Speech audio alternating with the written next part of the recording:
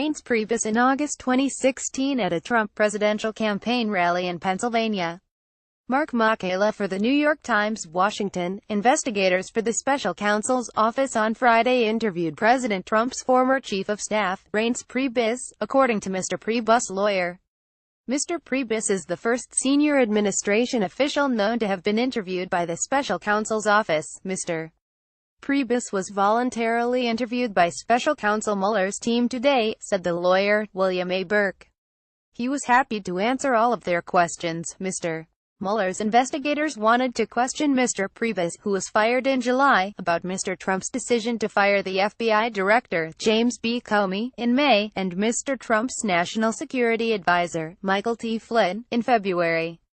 They also wanted to ask Mr. Priebus about a 2016 meeting between Trump campaign officials, including Mr. Trump's son Donald Trump Jr. and his campaign chairman at the time, Paul Manafort, and Russians who promised derogatory information on Hillary Clinton, the Democratic presidential nominee.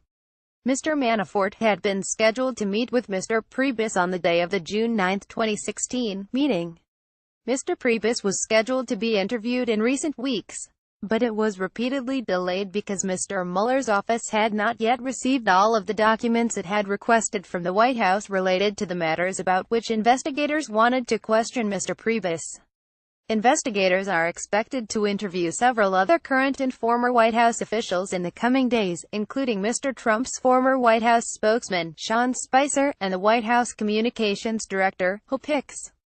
Mr. Mueller wants to question Mr. Spicer and Ms. Hicks about what occurred on an Air Force One flight in July, when Mr. Trump and his advisors deliberated about how to respond to questions from the news media about the June 2016 meeting between the campaign officials and the Russians.